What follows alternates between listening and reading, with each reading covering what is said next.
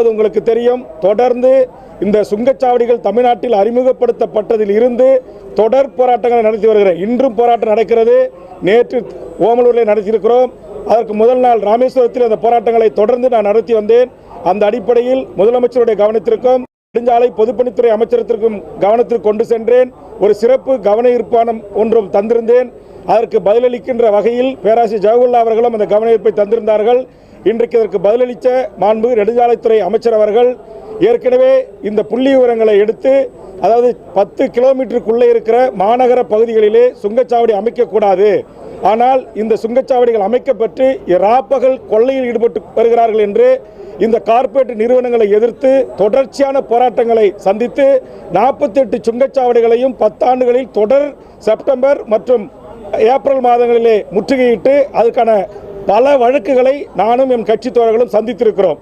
அதற்கு ஒரு சிறு ஆறுதல் அளிக்கின்ற வகையில் மாநகர எல்லைக்குள் இருக்கிற இந்த 5 சுங்கச்சாவடிகளும் உடனடியாக அகற்றப்படுவதற்கான நடவடிக்கையை மேற்கொள்வதோடு மட்டுமல்லாமல் அந்த கட்டணத்தை வசூல் செய்வதை தற்போது நிறுத்தியிருக்கிறோம் என்று சொல்லி விரைவில் மத்திய நெடுஞ்சாலைத்துறை அமைச்சர் அவர்களை சந்தித்து இந்த சுங்கச்சாவடிகளை குறைப்பதற்கு, கேரளாவில் இருக்கிறது மொத்தம் 4 சுங்கச்சாவடி தான்.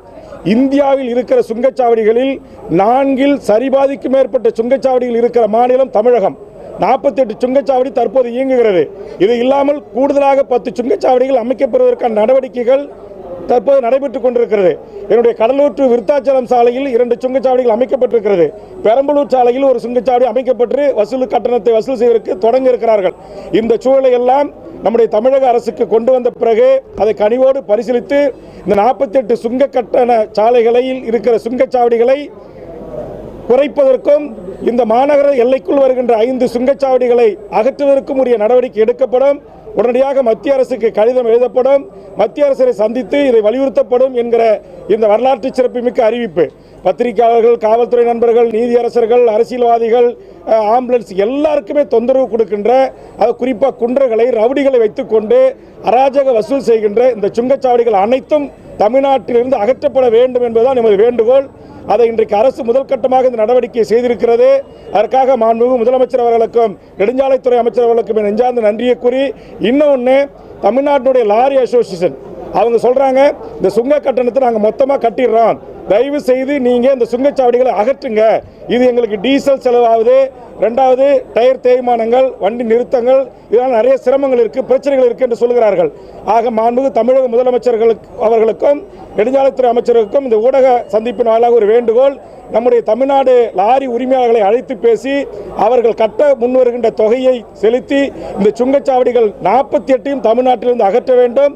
கூடுதலாக வசூலிக்க தயாராகி கொண்டிருக்கிற சுங்கச்சாவடிகளையும் தமிழ்நாட்டில் அமையப்பெற விடாமல் தடுக்க வேண்டும் என்கிற வேண்டுகோளை வைத்து இந்த சுங்கச்சாவடிகள் 5 அகற்றப்படும், 48 சுங்கச்சாவடிகள் இனி குறைக்கப்படும் என்கிற இந்த வரலாற்று சிறப்பு மிக்க அறிவிப்புகளுக்கும், இதற்காக நான் மட்டும் சிறை செல்லவில்லை, என் கட்சியை சேர்ந்த ஆயிரக்கணக்கான தோழர்கள் சிறை சென்றிருக்கிறார்கள்.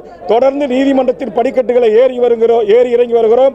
ஆதலால் இந்த வரலாற்று சிறப்பு மிக்க 2 அறிவிப்புகளையும் தமிழக வாழ்வுரிமை கட்சியின் சார்பாக மனதார வரவேற்று இந்த செய்திகளை, இந்த போராட்டங்களை ஊடகங்களில் தொடர்ச்சியாக வெளியிட்டு விவாதங்களிலே என்னை அழைத்து, நேருக்கு நேர் நிகழ்ச்சிகளில் அழைத்து, இது ஒரு மக்கள் இன்றைக்கு இந்த அறிவிப்பை வெளியிடுகின்ற போது ஒட்டுமொத்த அவையே கைத்தட்டி அனைத்து உறுப்பினர்களும் வரவேற்றார்கள்.